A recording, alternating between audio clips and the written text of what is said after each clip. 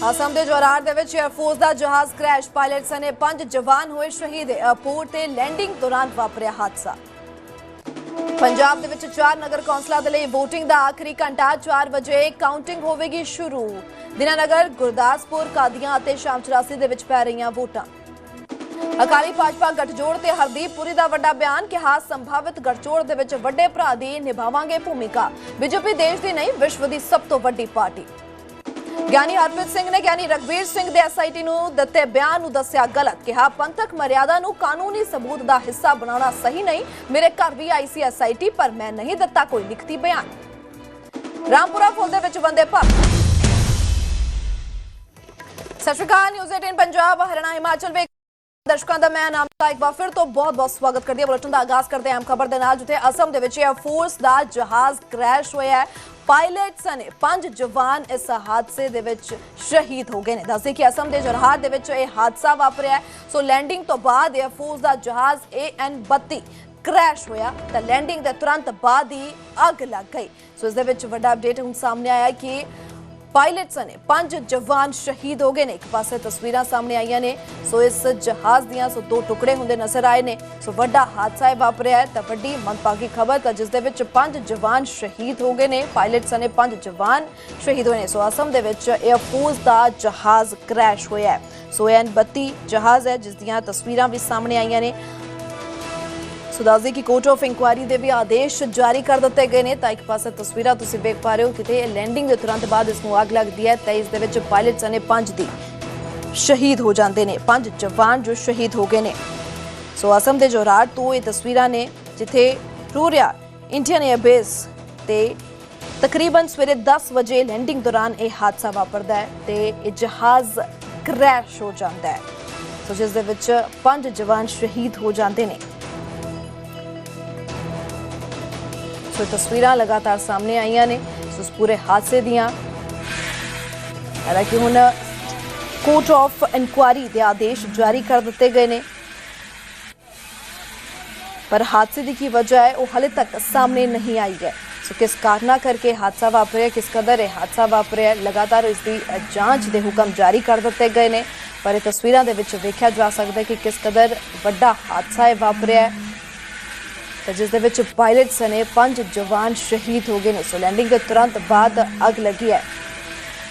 गलबात करते हैं साडे सहयोगी असम तो निलोए भट्टाचार्य साडे नाल जुड़ चुके ने। निलोए की तस्वीरें सामने आई है, बड़ा हादसा वापरा है यहाँ पे, क्या कुछ जानकारी? हालांकि कोर्ट ऑफ इंक्वायरी के आदेश भी दे दिए गए हैं।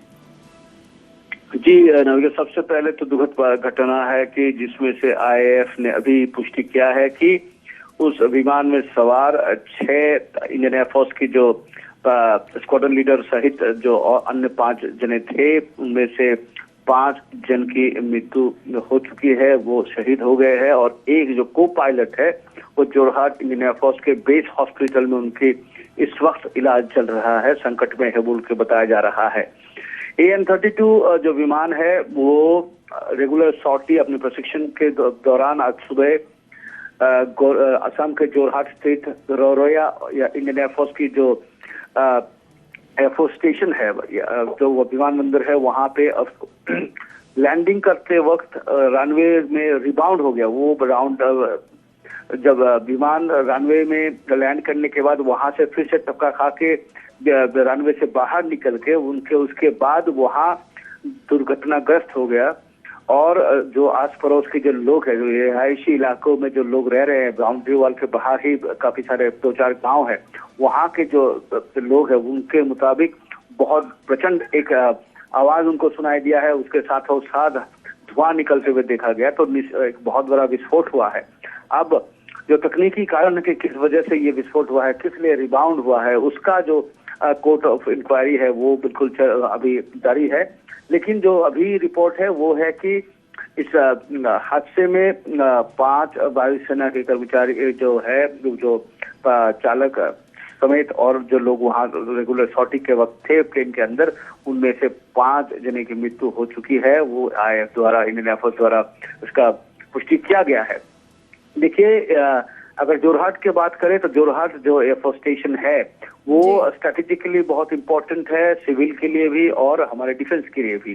AN-32 के 2 स्क्वाड्रन है जोरहाट एयरफोर्स स्टेशन में, और ये AN-32 के जो विमान है वो रेगुलरली सॉर्टीज करते हैं, और उसके साथ वो कैरियर एयरक्राफ्ट के तरीके से उसको इस्तेमाल किया जाता है। इंडियन एयरफोर्स के जो सेना है और स्टाफ है या सामान है, वो अरुणाचल के जो एडवांस लैंडिंग ग्राउंड है या छोटे छोटे जो एयरफोर्स के वहाँ पे जो विमान घाटी है, वहाँ कम्युनिकेशन के लिए, आवाजाही के लिए उसको यूज किया जाता है, क्योंकि अरुणाचल के में पहुंचने जो अंदरूनी इलाके हैं वहाँ पहुंचना बहुत मुश्किल हो जाता है या समय बहुत लग जाता है। चाइना के संलग्न एक स्टेट है, तो उसके चलते स्ट्रैटेजिकली बहुत इंपॉर्टेंट है। इस वजह से AN-32 के जो विमान है वो इस्तेमाल किया जाता है इंडियन एयरफोर्स के जरिए।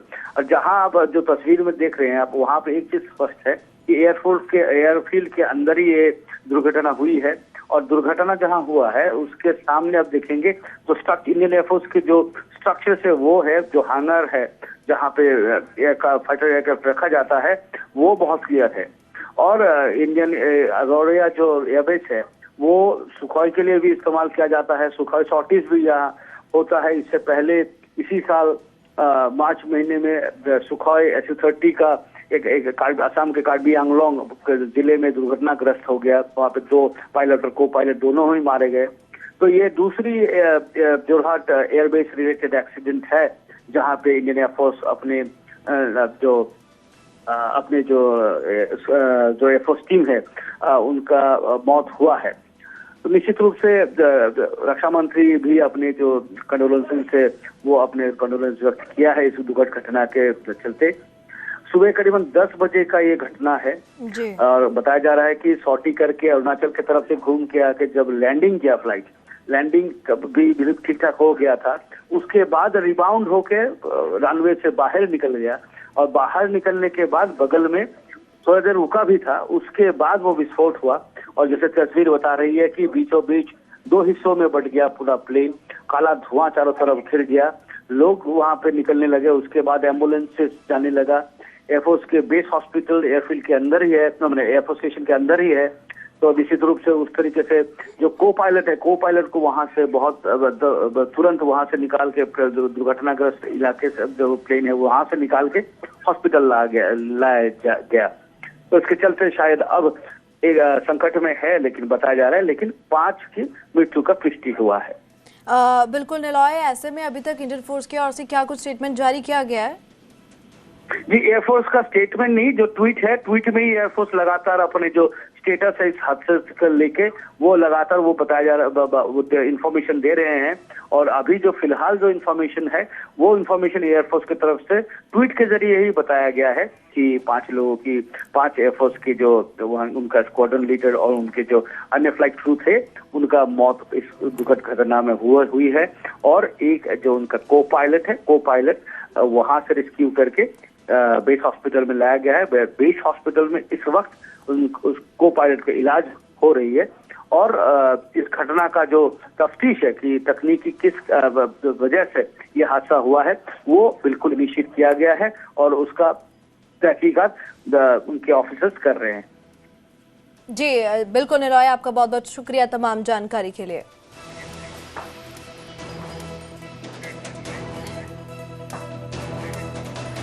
आगे ਵਧਦੇ ਹਾਂ ਤੇ ਗੱਲ ਕਰਦੇ ਹਾਂ ਹੁਣ ਸ਼੍ਰੋਮਣੀ ਅਕਾਲੀ ਦਲ ਤੇ ਬੀਜੇਪੀ ਗੱਠਜੋੜ ਤੇ ਹਰਦੀਪ ਪੁਰੀ ਦਾ ਵੱਡਾ ਬਿਆਨ ਸਾਹਮਣੇ ਆਇਆ। ਸੰਭਾਵਿਤ ਗੱਠਜੋੜ ਦੇ ਵਿੱਚ ਵੱਡੇ ਭਰਾ ਦੀ ਭੂਮਿਕਾ ਨਿਭਾਵੇਗੀ ਬੀਜੇਪੀ। ਸੋ ਹਰਦੀਪ ਪੁਰੀ ਦੇ ਵੱਲੋਂ ਇਹ ਕਿਹਾ ਗਿਆ ਗੱਠਜੋੜ ਦੇ ਵਿੱਚ ਛੋਟੇ ਭਰਾ ਵਾਲੀ ਗੱਲ ਨਹੀਂ ਚੱਲੇਗੀ। ਅਕਾਲੀ ਦਲ ਨੂੰ ਇਹ ਗੱਲ ਸਮਝ ਲੈਣੀ ਚਾਹੀਦੀ ਹੈ। ਸੋ ਬੀਜੇਪੀ ਹੁਣ ਦੇਸ਼ ਦੀ ਹੀ ਨਹੀਂ ਵਿਸ਼ਵ ਦੀ ਸਭ ਤੋਂ ਵੱਡੀ ਪਾਰਟੀ ਹੈ। ਸੋ ਆਉਣਾ ਹੈ ਤੇ ਆਉਣ ਗੱਲ ਕਰਨ, ਪਾਰਟੀਆਂ ਦੇ ਕਦੇ ਦੇ ਹਿਸਾਬ ਨਾਲ गल होगी। सो पार्टियां दे कद दे नाल गल होगी, हिसाब होगा। तो कहते हुए हरदीप पुरी नजर आए ने। सो गठजोड़ दे विच किस कोल हुण सरदारी होगी, ये वेखना होगा। सो गठजोड़ नूं लैके जिथे पिछले कुछ समय तो लगातार ये साफ हो रहा सी कि कुछ संभावित तौर पर नहीं हो सकता, पर फिलहाल हरदीप पुरी दे वल्लों गठजोड़ नूं लैके बयान दिता गया। संभावित गठजोड़ दे विच वड्डे भरा दी भूमिका निभावेगी बीजेपी, कहते हुए नजर आए ने। सो गठजोड़ दे विच छोटे भरा वाली गल नहीं चलेगी।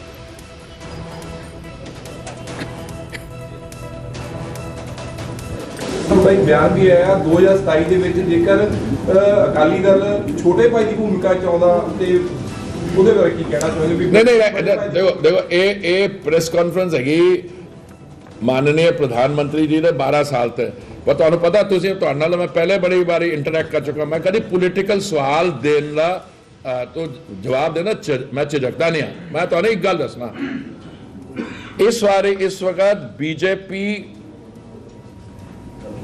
Largest political party in India largest political party in the world अगर कोई समझदा है कि तुसी गठबंधन करके तुसी सानू छोटा भरा बनाना चाहते हो वो नहीं चलेगा समझ गया मेरी गल समझ गया ना आना है तो आओ बात करें मतलब साइज के मुताबिक वो मेरा काम नहीं है ये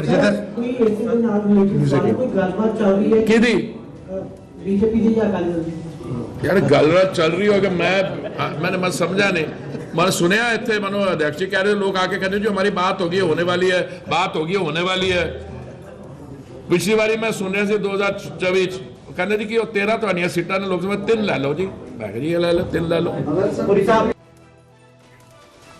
ਤਾਂ ਉਧਰ ਅਕਾਲੀ ਦਲ ਦੇ ਪ੍ਰਧਾਨ ਸੁਖਬੀਰ ਬਾਦਲ ਤੇ ਪੰਜਾਬ ਭਾਜਪਾ ਦੇ ਪ੍ਰਧਾਨ ਕੇਵਲ ਢਿੱਲੋਂ ਕਹਿ ਚੁੱਕੇ ਹਨ ਕਿ ਹਲੇ ਗੱਠਜੋੜ ਦੀ ਕੋਈ ਗੱਲ ਨਹੀਂ ਹੈ ਸੋ ਉਹਨਾਂ ਦੇ ਵੱਲੋਂ ਸਾਫ਼ ਕਰ ਦਿੱਤਾ ਗਿਆ ਗੱਠਜੋੜ ਨੂੰ ਲੈ ਕੇ ਪਰ ਇੱਕ ਪਾਸੇ ਜੋ ਹਰਦੀਪ ਪੁਰੀ ਦੇ ਵੱਲੋਂ ਬਿਆਨ ਦਿੱਤਾ ਗਿਆ ਉਹ ਇਹ ਦੇਖਣ ਨੂੰ ਮਿਲ ਰਿਹਾ ਹੈ ਕਿ ਜੇ ਕਰਨਾ ਹੈ ਤੇ ਆ ਕੇ ਗੱਲ ਕਰਨ ਜੋ ਬੀਜੇਪੀ ਪਰ ਵੱਡੇ ਭਰਾ ਦੀ ਭੂਮਿਕਾ ਨਿਭਾਵੇਗਾ ਸੋ ਜੇ ਗੱਠਜੋੜ ਹੋਇਆ ਤਾਂ ਹੁਣ ਕੌਣ ਵੱਡਾ ਭਾਈ ਬਣਦਾ ਤਾਂ ਇਸ ਦੇ ਵਿੱਚ ਜੋ ਤਸਵੀਰ ਤੁਹਾਨੂੰ ਦਿਖਾ ਦਈਏ ਕਿ ਹਾਲਾਂਕਿ ਪਹਿਲਾਂ ਦੀ ਗੱਲ ਕਰੀਏ ਤਾਂ ਬੀਜੇਪੀ ਦੇ ਕੋਲ 23 ਤੇ ਸ਼੍ਰੋਮਣੀ ਅਕਾਲੀ ਦਲ ਦੇ ਕੋਲ 94 ਹੋਣਗੀਆਂ ਸੋ ਹੁਣ ਦੀ ਤਸਵੀਰ ਕੀ ਹੋਵੇਗੀ ਸੋ ਇਹ ਗੱਠਜੋੜ ਤੋਂ ਬਾਅਦ ਵੇਖਣ ਨੂੰ ਮਿਲੇਗਾ ਸੋ ਦੱਸਦੇ ਕਿ ਉਧਰ ਸੇ ਅਕਾਲੀ ਦਲ ਦੇ ਪ੍ਰਧਾਨ ਸੁਖਬੀਰ ਬਾਦਲ ਤੇ ਪੰਜਾਬ ਭਾਜਪਾ ਦੇ ਪ੍ਰਧਾਨ ਕੇਵਲ ਢਿੱਲੋਂ ਇਹ ਸਾਫ਼ ਕਹਿ ਚੁੱਕੇ ਨੇ ਕਿ ਹਾਲੇ ਗੱਠਜੋੜ ਦੀ ਕੋਈ ਗੱਲ ਨਹੀਂ ਹੈ नहीं हले कोई अलायंस की गल ही नहीं हले तो असी साडी एम है कि असी अकाली दल नूं तगड़ा करिए हले हले आ जिहड़ियां चीज़ां इफ बट हले हले ओहदा आंसर देने का कोई फायदा नहीं हले कोई अलायंस की गल ही नहीं हले तो असी साडी एम है कि असी अकाली दल नूं तगड़ा करिए हले हले आ जिहड़ियां चीज़ां इफ बट हले हले ओहदा आंसर देने का कोई फायदा नहीं वही तैयारी है 117 सीटें पूरा डट के लड़ेंगे और जीतेंगे तो क्या गठबंधन होगा सर किसी के साथ देखो अभी तो गठबंधन की कोई बात नहीं है हम तो 117 सीटें की बात कर रहे हैं हम तो 117 सीटों पे ही तैयारी है 117 सीटें पूरा डट के लड़ेंगे और जीतेंगे तो क्या गठबंधन होगा सर किसी के साथ देखो अभी तो गठबंधन की कोई बात नहीं है हम तो 117 सीटें की बात कर रहे हैं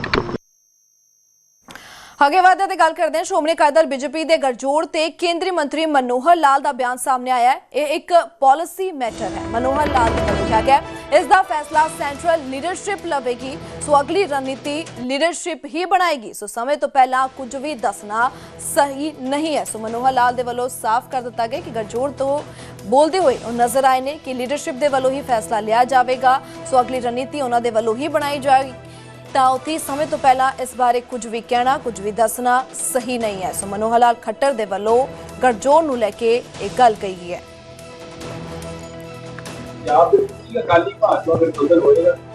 देखो एक पॉलिसी मैटर है एक जिस तरह कहना है कि ये साढ़े सेंट्रल लीडरशिप वो बैठ के विचार करेगी कि असं स्ट्रैटेजी की बनानी है and strategy the only issue जोड़ा टाइम तो पहले उन्हें दसना नहीं रहा देखो एक पॉलिसी मैटर है एक जिस तरह कहना है कि ये साढ़े सेंट्रल लीडरशिप वो बैठ के विचार करेगी कि असं स्ट्रैटेजी की बनानी है and strategy the only issue जोड़ा टाइम तो पहले उन्हें दसना नहीं रहा ऑलवेज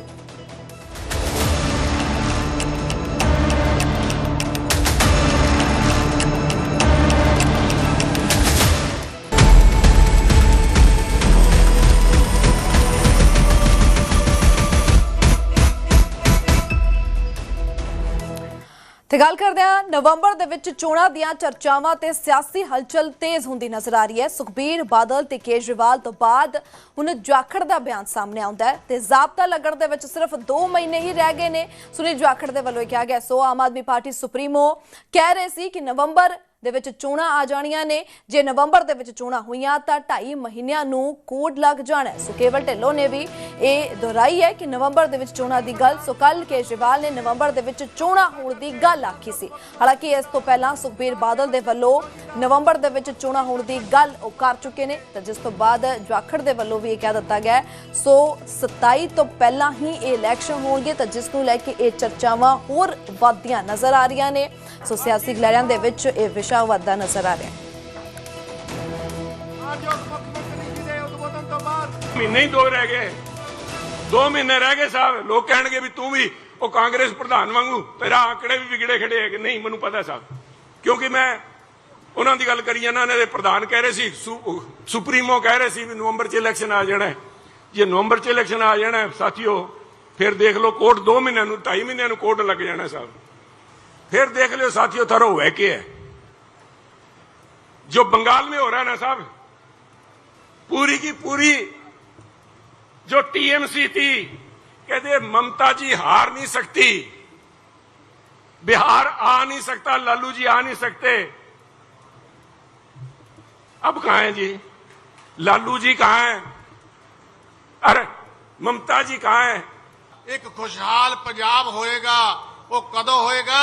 सिर्फ तुसी लेके आओगे 2027 ਦੇ ਵਿੱਚ, ਜਾਂ ਜਿਵੇਂ ਇਹਨਾਂ ਨੇ ਕਿਹਾ ਨਵੰਬਰ 'ਚ ਹੀ ਹੋ ਸਕਦਾ ਇਲੈਕਸ਼ਨਾਂ ਹੋ ਜਾਣ। 2-2.5 ਮਹੀਨੇ ਨੂੰ ਤਿਆਰੀਆਂ ਕਰਕੇ ਅੱਜ ਆ ਠਾਠਾ ਮਾਰਦਾ ਇਕੱਠ। ਮੈਂ ਤੁਹਾਨੂੰ ਕੀ ਦੱਸਾਂ, ਮੈਨੂੰ ਗੱਲਾਂ ਨਹੀਂ ਆਉਂਦੀਆਂ, ਮੈਨੂੰ ਸਮਝ ਨਹੀਂ ਆਉਂਦੇ। ਮੈਂ ਪਹਿਲਾਂ ਵੀ ਕਹਿ ਚੁੱਕਿਆ, ਤੁਹਾਡੇ ਵੀਰ ਨੂੰ ਚੁਟਕਲੇ ਨਹੀਂ ਆਉਂਦੇ, ਸ਼ਹਿਰੋ ਸ਼ਾਇਰੀ ਨਹੀਂ ਆਉਂਦੀ, ਪਰ ਸਾਨੂੰ ਕੰਮ ਕਰਨਾ ਆਉਂਦਾ। ਜ਼ਮਾਨੇ ਵਾਲਿਓ ਬਹੁਤ ਜ਼ਰੂਰੀ ਹੈ। ਮੈਂ ਖਾਸ ਕਿਉਂ ਹੈ 4 ਮਹੀਨੇ 4 ਮਹੀਨੇ ਐਂਟੀ इलेक्शन जनवरी च नहीं, एंटी इलेक्शन अक्टूबर नवंबर छो रहे हैं, क्योंकि पहली जनवरी तो सेंसन शुरू हो गया। उस करके इलेक्शन कमीशन ने मैंने दसिया कि अक्टूबर नवंबर इलेक्शन अनाउंस हो गए, नवंबर 30 तक इलेक्शन खत्म हो जाना। तो इस करके फिर कितने रह गए? अब थोड़े दिन के बाद मुझे बताया गया कि नवंबर में चुनाव होंगे, फरवरी में नहीं हो रहे, नवंबर में चुनाव हो रहे हैं। बस 4 महीने रह गए। अब अपने को सबको एक ही काम करना है, भगवंत मान को दोबारा सीएम बनाना है। नहीं 2 रह गए, 2 महीने रह गए साहब। लोग कहणगे भी तू भी वो कांग्रेस प्रधान वांगू तेरा आंकड़े भी बिगड़े खड़े है। नहीं, मैनू पता साहब, क्योंकि मैं ਉਹਨਾਂ ਦੀ ਗੱਲ ਕਰੀ ਜਾਂਦਾ। ਇਹਨਾਂ ਦੇ ਪ੍ਰਧਾਨ ਕਹਿ ਰਹੇ ਸੀ, ਸੁਪਰੀਮੋ ਕਹਿ ਰਹੇ ਸੀ ਵੀ ਨਵੰਬਰ 'ਚ ਇਲੈਕਸ਼ਨ ਆ ਜਾਣਾ। ਜੇ ਨਵੰਬਰ 'ਚ ਇਲੈਕਸ਼ਨ ਆ ਜਾਣਾ ਸਾਥੀਓ, ਫਿਰ ਦੇਖ ਲਓ ਕੋਰਟ 2 ਮਹੀਨਿਆਂ ਨੂੰ 2.5 ਮਹੀਨਿਆਂ ਨੂੰ ਕੋਰਟ ਲੱਗ ਜਾਣਾ ਸਾਹਿਬ। फिर देख लो साथियों, थारो है क्या है जो बंगाल में हो रहा है ना साहब। पूरी की पूरी जो टीएमसी थी, कहते ममता जी हार नहीं सकती, बिहार आ नहीं सकता, लालू जी आ नहीं सकते। अब कहां है जी लालू जी? कहां है? अरे ममता जी कहां है? एक खुशहाल पंजाब होएगा, वो कदों होएगा? सिर्फ तुसी लेके आओगे 2027 ਦੇ ਵਿੱਚ, ਜਾਂ ਜਿਵੇਂ ਇਹਨਾਂ ਨੇ ਕਿਹਾ ਨਵੰਬਰ 'ਚ ਹੀ ਹੋ ਸਕਦਾ ਇਲੈਕਸ਼ਨਾਂ ਹੋ ਜਾਣ। 2-2.5 ਮਹੀਨੇ ਨੂੰ ਤਿਆਰੀਆਂ ਕਰਕੇ ਅੱਜ ਆ ਠਾਠਾ ਮਾਰਦਾ ਇਕੱਠ। ਮੈਂ ਤੁਹਾਨੂੰ ਕੀ ਦੱਸਾਂ, ਮੈਨੂੰ ਗੱਲਾਂ ਨਹੀਂ ਆਉਂਦੀਆਂ, ਮੈਨੂੰ ਸਮਝ ਨਹੀਂ ਆਉਂਦੇ। ਮੈਂ ਪਹਿਲਾਂ ਵੀ ਕਹਿ ਚੁੱਕਿਆ, ਤੁਹਾਡੇ ਵੀਰ ਨੂੰ ਚੁਟਕਲੇ ਨਹੀਂ ਆਉਂਦੇ, ਸ਼ਹਿਰੋ ਸ਼ਾਇਰੀ ਨਹੀਂ ਆਉਂਦੀ, ਪਰ ਸਾਨੂੰ ਕੰਮ ਕਰਨਾ ਆਉਂਦਾ।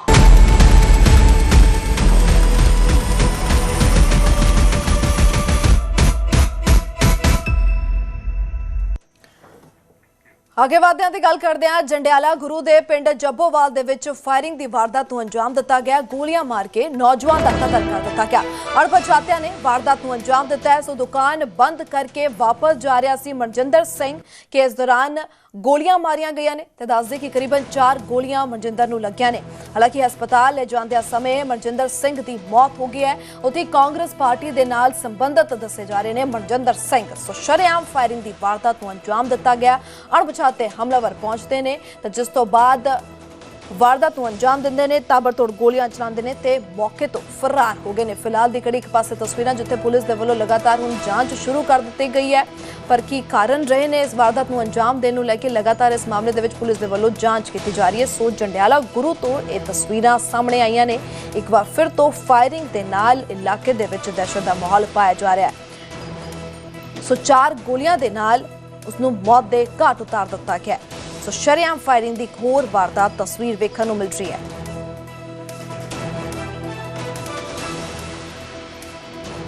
ਅਸੀਂ 4 ਬੰਦੇ ਇਕੱਠੇ ਹੋਏ, ਅੱਡੋ ਅੱਡੀ ਹੋ ਗਏ। ਅੱਡੋ ਅੱਡ ਹੋਣ ਦੇ ਕਾਰਨ ਉਹਨਾਂ ਨੇ ਨਜਾਇਜ਼ ਫਾਇਦਾ ਲੈ ਕੇ ਤੇ ਮਨਜਿੰਦਰ ਸਿੰਘ ਮੰਨਾ ਦੇ ਵਾਰ ਕੀਤਾ। ਉਹਨਾਂ ਦੇ ਨਾਲ ਉਹਨਾਂ ਦਾ ਇੱਕ ਦੋਸਤ ਹੋ ਰਹੀ, ਉਹ 5-4 ਕਰਮਾਂ ਗਾਂਹ ਚਲਾ ਗਿਆ। ਗੋਲੀ ਦੀ ਆਵਾਜ਼ ਸੁਣ ਕੇ ਆ ਕੇ ਉਹਨੇ ਚੁੱਕਿਆ ਵਾ। ਚੁੱਕਣ ਤੋਂ ਬਾਅਦ ਤੁਰੰਤ ਮੌਕੇ ਤੇ ਮੌਤ ਹੋ ਗਈ ਆ। ਹਸਪੀਟਲ ਲੈ ਗਏ ਆ ਤੇ ਰਸਤੇ ਦੇ ਵਿੱਚ ਹੀ ਸਾਰਾ ਕੰਮ ਸਮਾਪਤ ਹੋ ਗਈ ਆ। ਕਿਸੇ ਦੇ ਨਾਲ ਕੋਈ ਵੈਰ ਵਿਰੋਧ ਨਹੀਂ, ਕਿਸ ਤਰ੍ਹਾਂ ਦਾ ਵੀ। ਕਾਰਨ ਦਾ ਕੋਈ ਪਤਾ ਨਹੀਂ ਲੱਗਾ ਜੀ। ਪੁਲਿਸ ਫਿਰ ਮੌਕੇ ਤੇ ਪਹੁੰਚ ਪੁਲਿਸ ਆਈ ਹੈ ਜੀ ਰਾਤ। ਪੁਲਿਸ ਤੋਂ ਹਮਲਾਵਰ ਫਰਾਰ ਹੋਏ? ਨਹੀਂ, ਪੂਰਾ ਮੌਤ ਤੋਂ ਹਮਲਾ ਹੋਣ ਤੋਂ ਪੁਲਿਸ ਰਾਤ 2 ਵਜੇ ਤਕਰੀਬਨ 6 ਘੰਟੇ ਬਾਅਦ ਆਈ ਆ। ਇਹ ਰਾਤ ਕਰੀਬ 10 ਕੁ ਵਜੇ ਦੋ ਆਪਣੇ ਅਣਪਛਾਤੇ ਮੋਟਰਸਾਈਕਲ ਦੇ ਆਉਂਦੇ ਆ ਤੇ ਮਨਜਿੰਦਰ ਸਿੰਘ ਸਨ ਆਫ ਅਵਤਾਰ ਸਿੰਘ ਦੇ 3 ਉਹਨਾਂ ਫਾਇਰ ਕੀਤੇ ਆ ਤੇ ਉਹਦਾ ਹੁਣ ਪੋਸਟਮਾਰਟਮ ਕਰਾਉਣ ਤੋਂ ਬਾਅਦ ਤੇ ਇਹਨਾਂ ਦੇ ਸਟੇਟਮੈਂਟ ਲਿਖ ਲਈ, ਪਰਚਾ ਦੇ ਦਿੱਤਾ ਆ ਤੇ ਜਲਦੀ ਤੋਂ ਜਲਦੀ ਇਹਨੂੰ ਮੁਕੱਦਮੇ ਨੂੰ ਟਰੇਸ ਕੀਤਾ ਜਾਊਗਾ।